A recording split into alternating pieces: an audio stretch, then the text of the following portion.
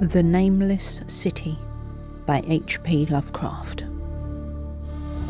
When I drew nigh the Nameless City, I knew it was accursed. I was travelling in a parched and terrible valley under the moon, and afar I saw it protruding uncannily above the sands, as parts of a corpse may protrude from an ill-made grave. Fear spoke from the age-worn stones of this hoary survivor of the deluge, this great-grandfather of the eldest pyramid, and a viewless aura repelled me and bade me retreat from antique and sinister secrets that no man should see, and no man else had dared to see. Remote in the desert of Araby lies the Nameless City, crumbling and inarticulate, its low walls nearly hidden by the sands of uncounted ages. It must have been thus before the first stones of Memphis were laid, and while the bricks of Babylon were yet unbaked. There is no legend so old as to give it a name, or to recall that it was ever alive, but it is told of in whispers around campfires, and muttered about by grandams in the tents of sheikhs, so that all the tribe shun it without wholly knowing why. It was this place that Abdul al-Hazred, the mad poet, dreamed of the night before he sang his unexplained couplet, "That is not dead which can eternal lie, and with strange aeons even death may die." I should have known that the Arabs had good reason for shunning the Nameless City, the city told of in strange tales but seen by no living man. Yet I defied them, and went into the untrodden waste with my camel. I alone have seen it, and that is why no other face bears such hideous lines of fear as mine, why no other man shivers so horribly when the night wind rattles the windows. When I came upon it in the ghastly stillness of unending sleep, it looked at me, chilly from the rays of a cold moon amidst the desert's heat. And as I returned its look, I forgot my triumph at finding it, and stopped still with my camel to wait for the dawn.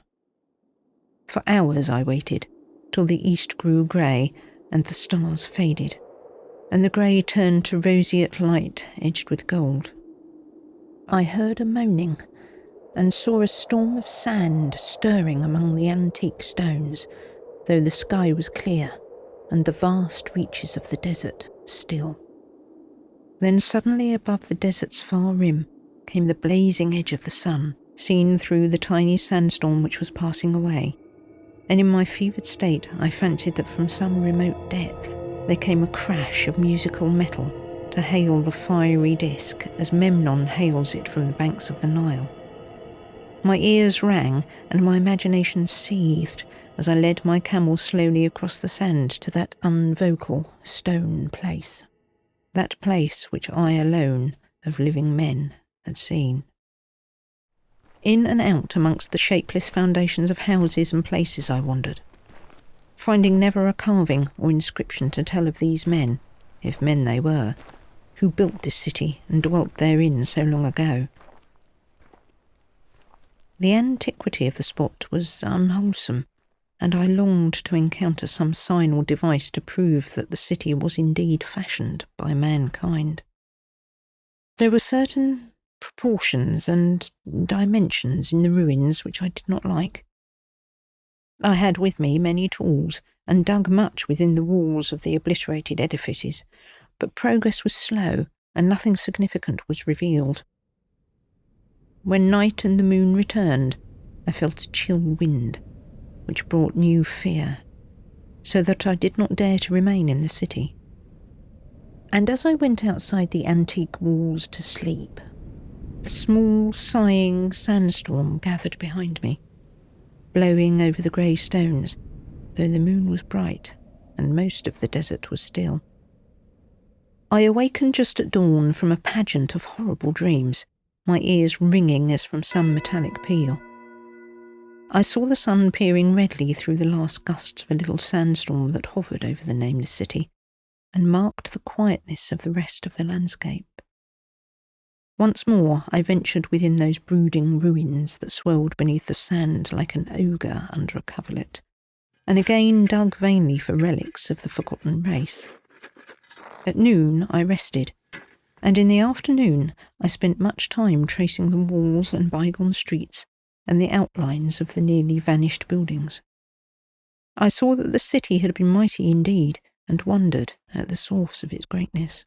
To myself I pictured all the splendours of an age so distant that Chaldea could not recall it, and thought of Sarnath the Doomed, that stood on the land of Mnar when mankind was young, and of Ib that was carven of grey stone before mankind existed. All at once I came upon a place where the bedrock rose stark through the sand and formed a low cliff, and here I saw with joy what seemed to promise further traces of the antediluvian people. Hewn rudely on the face of the cliff were the unmistakable facades of several small, squat rock houses or temples, whose interiors might preserve many secrets of ages too remote for calculation, though sandstorms had long since effaced any carvings which may have been outside. Very low and sun-choked were all the dark apertures near me, but I cleared one with my spade and crawled through it, carrying a torch to reveal whatever mysteries it might hold. When I was inside, I saw that the cavern was indeed a temple, and beheld plain signs of the race that had lived and worshipped there before the desert was a desert. Primitive altars, pillars and niches, all curiously low, were not absent, and though I saw no sculptures or frescoes, there were many singular stones clearly shaped into symbols by artificial means. The lowness of the chiselled chamber was very strange, for I could hardly kneel upright, but the area was so great that my torch showed only part of it at a time.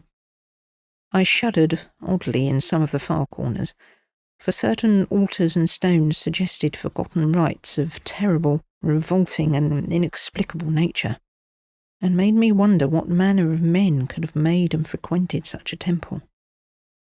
When I had seen all that the place contained, I crawled out again, avid to find what the other temples might yield. Night had now approached, yet the tangible things I had seen made curiosity stronger than fear, so that I did not flee from the long, moon-cast shadows that had daunted me when I first saw the Nameless City. In the twilight I cleared another aperture, and with a new torch crawled into it, finding more vague stones and symbols, though nothing more definite than the other temple had contained. The room was just as low, but much less broad, ending in a very narrow passage crowded with obscure and cryptical shrines. About these shrines I was prying, when the noise of a wind and of my camel outside broke through the stillness to see what could have frightened the beast. The moon was gleaming vividly over the primeval ruins, lighting a dense cloud of sand that seemed blown by a strong but decreasing wind from some point along the cliff ahead of me. I knew it was this chilly, sandy wind which had disturbed the camel, and was about to lead him to a place of better shelter, when I chanced to glance up, and saw that there was no wind atop the cliff. This astonished me, and made me fearful again, but I immediately recalled the sudden local winds I had seen and heard before, at sunrise and sunset, and judged it was a normal thing. I decided it came from some rock fissure leading to a cave, and watched the troubled sand to trace it to its source, soon perceiving that it came from the black orifice of a temple a long distance south of me, almost out of sight. Against the choking sand cloud, I plodded towards this temple, which, as I neared it, loomed larger than the rest, and showed a doorway far less clogged with caked sand. I would have entered, had not the terrific force of the icy wind almost quenched my torch. It poured madly out of the dark door, sighing uncannily as it ruffled the sand and spread among the weird ruins. Soon it grew fainter, and the sand grew more and more still, till finally all was at rest again. But a presence seemed stalking amongst the spectral stones of the city, and when I glanced at the moon, it seemed to quiver as though mirrored in unquiet waters. I was more afraid than I could explain, but not enough to dull my thirst for wonder. So as soon as the wind was quite gone, I crossed into the dark chamber from which it had come. This temple, as I had fancied from the outside, was larger than either of those I had visited before, and was presumably a natural cavern since it bore winds from some region beyond. Here I could stand quite upright, but saw that the stones and altars were as low as those in the other temples. On the walls and roof I beheld for the first time some traces of the pictorial art of the ancient race. Curious curling streaks of paint that had almost faded or crumbled away, and on two of the altars I saw, with rising excitement, a maze of well-fashioned curvilinear carvings. As I held my torch aloft, it seemed to me that the shape of the roof was too regular to be natural, and I wondered what the prehistoric cutters of stone had first worked upon. Their engineering skill must have been vast. Then a brighter flare of the fantastic flame showed me that for which I had been seeking, the opening to those remoter abysses whence the sudden wind had blown, and I grew faint when I saw that it was a small and plainly artificial door chiselled into the solid rock. I thrust my torch within, beholding a black tunnel with the roof arching low over a rough flight of very small, numerous, and steeply descending steps. I shall always see those steps in my dreams, for I came to learn what they meant. At the time, I hardly knew whether to call them steps or mere footholds in a precipitous descent. My mind was whirling with mad thoughts, and the words and warnings of Arab prophets seemed to float across the desert from the land that men know to the nameless city that men dare not know. Yet I hesitated only for a moment before advancing through the portal and commencing to climb cautiously down the steep passage, feet first, as though on a ladder. It is only in the terrible phantasms of drugs or delirium that any other man can have had such a descent as mine. The narrow passage led infinitely down like some hideous haunted well, and the torch I held above my head could not light the unknown depths towards which I was crawling. I lost track of the hours and forgot to consult my watch, though I was frightened when I thought of the distance I must be traversing.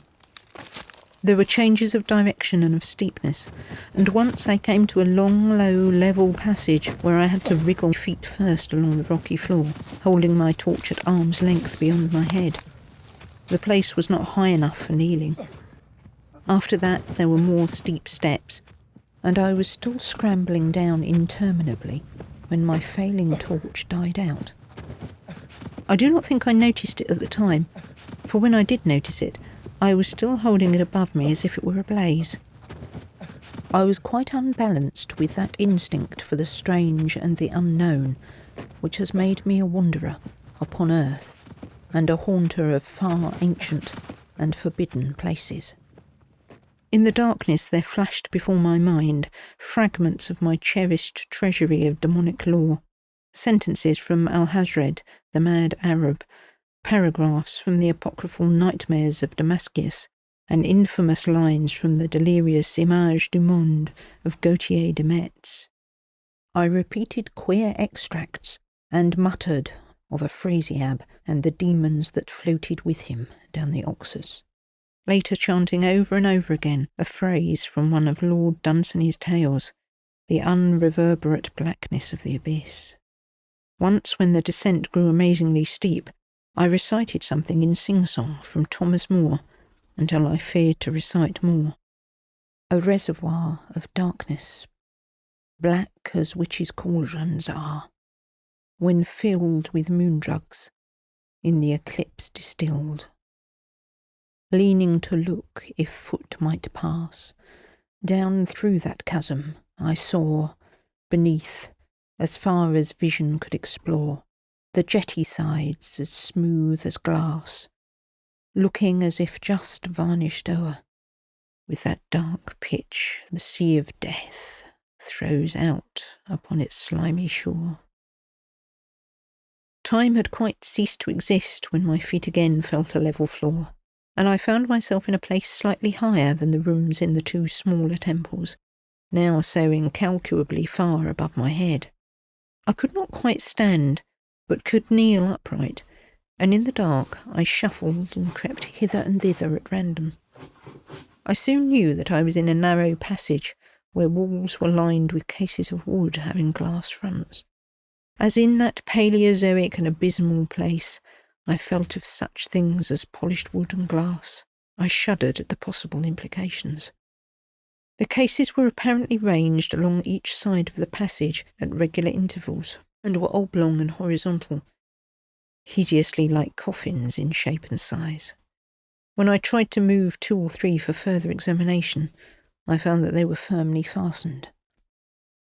I saw that the passage was a long one, so floundered ahead rapidly in a creeping run that would have seemed horrible had any eye watched me in the blackness, crossing from side to side occasionally to fill my surroundings, and be sure the walls and rows of cases still stretched on.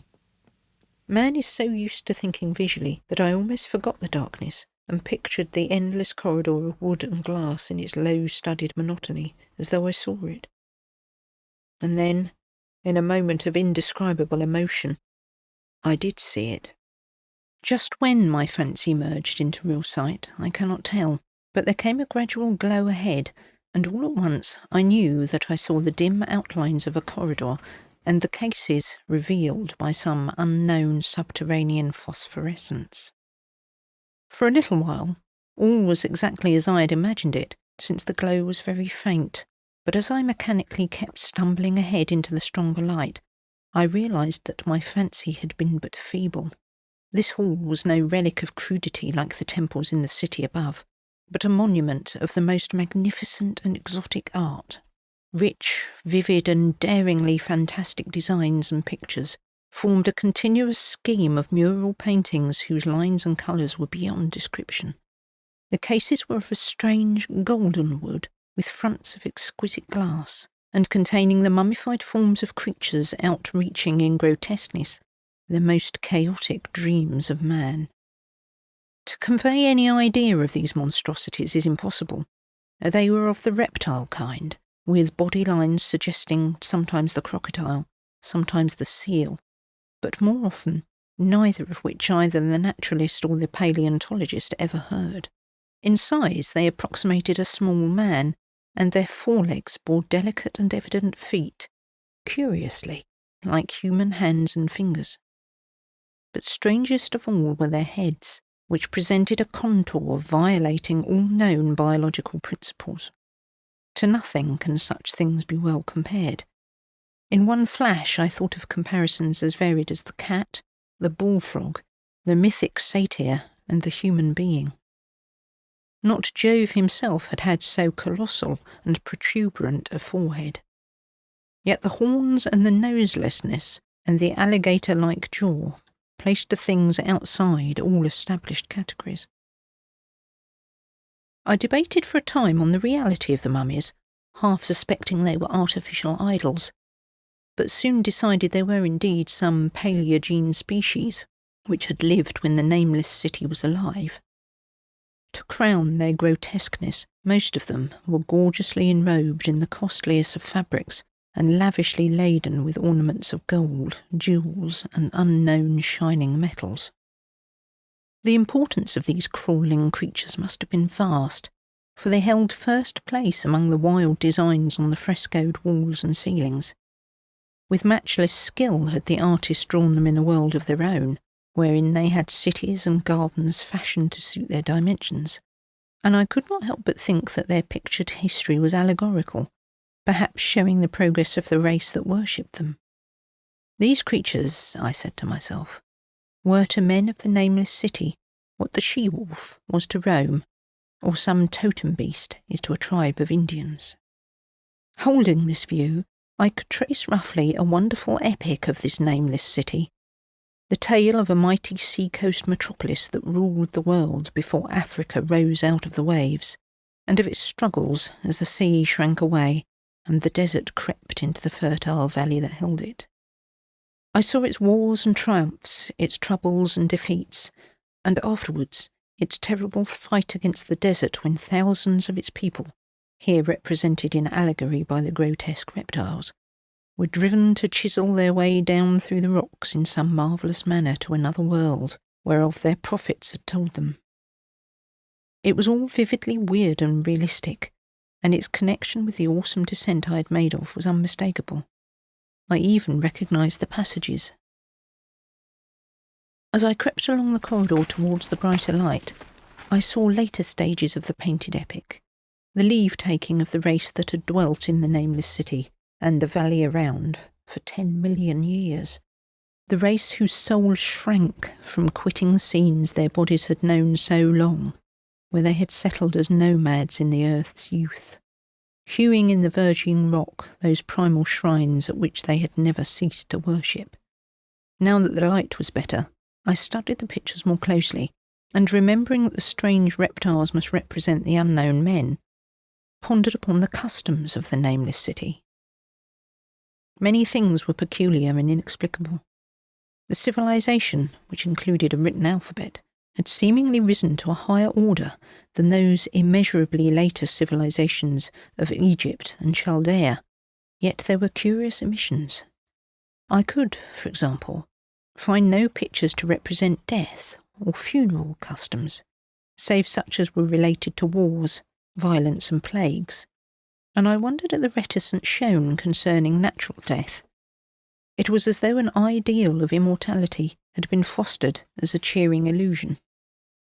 Still nearer the end of the passage were painted scenes of the utmost picturesqueness and extravagance, contrasting views of the Nameless City in its desertion and growing ruin, and of the strange new realm of paradise to which the city had hewed its way through the stone. In these views, the city and the desert valley were shown always by moonlight, a golden nimbus hovering over the fallen walls and half revealing the splendid perfection of former times, shown spectrally and elusively by the artist. The paradisal scenes were almost too extravagant to be believed, portraying a hidden world of eternal day filled with glorious cities and ethereal hills and valleys. At the very last, I thought I saw signs of an artistic anticlimax. The paintings were less skilful and much more bizarre than even the wildest of the earliest scenes. They seemed to record a slow decadence of the ancient stock, coupled with a growing ferocity towards the outside world from which it was driven by the desert. The forms of the people, always represented by the sacred reptiles, appeared to be gradually wasting away, though their spirit, as shown hovering above the ruins by moonlight, gained in proportion. Emaciated priests displayed as reptiles in ornate robes cursed the upper air and all who breathed it, and one terrible final scene showed a primitive-looking man, perhaps a pioneer of ancient Irem, the city of pillars, torn to pieces by members of the elder race. I remembered how the Arabs fear this nameless city, and was glad that beyond this place the grey walls and ceiling were bare. As I viewed the pageant of mural history, I had approached very closely to the end of the low sealed hall, and was aware of a gate through which came all of the illuminating phosphorescence. Creeping up to it, I cried aloud in transcendent amazement at what lay beyond, for instead of other and brighter chambers, there was only an illimitable void of uniform radiance, such as one might fancy when gazing down from the peak of Mount Everest upon a sea of sunlit mist. Behind me was a passage so cramped that I could not stand upright in it. Before me was an infinity of subterranean effulgence. Reaching down from the passage into the abyss was the head of a steep flight of steps. Small, numerous steps, like those of black passages I had traversed, but after a few feet the glowing vapours concealed everything. Swung back open against the left-hand wall of the passage was a massive door of brass, incredibly thick and decorated with fantastic bas-reliefs, which could, if closed, shut the whole inner world of light away from the vaults and passages of rock. I looked at the steps and dared not try them. I touched the open brass door and could not move it. Then I sank prone to the stone floor, my mind aflame with prodigious reflections, which not even a death-like exhaustion could banish. As I lay still with closed eyes, many things I had lightly noted in the frescoes came back to me with new and terrible significance, Scenes representing the Nameless City in its heyday, the vegetations of the valley around it, and the distant lands with which its merchants traded. The allegory of the crawling creatures puzzled me by its universal prominence, and I wondered that it would be so closely followed in a pictured history of such importance. In the frescoes, the Nameless City had been shown in proportions fitted to the reptiles.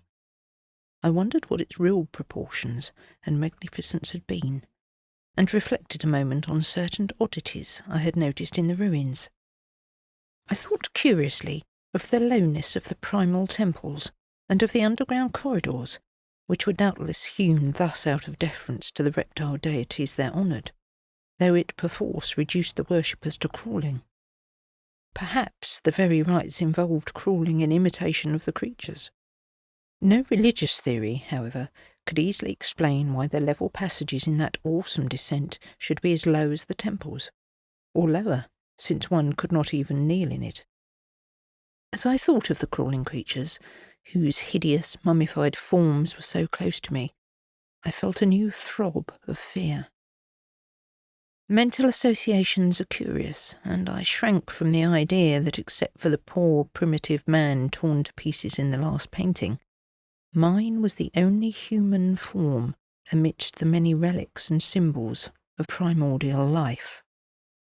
But, as always in my strange and roving existence, wonder soon drove out fear.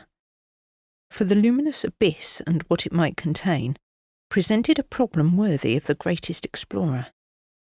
That a weird world of mystery lay far down that flight of peculiarly small steps I could not doubt, and I hoped to find there those human memorials which the painted corridor had failed to give.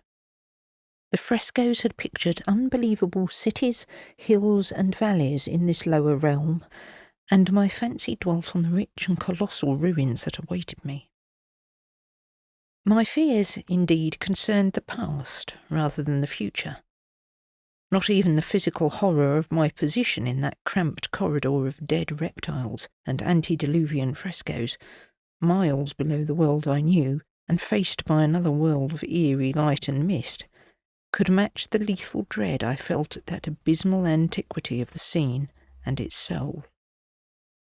An ancientness so vast that measurement is feeble seemed to leer down from the primal stones and rock-hewn temples of the Nameless City, while the very latest of the astounding maps in the frescoes showed oceans and continents that man has forgotten, with only here and there some vaguely familiar outlines.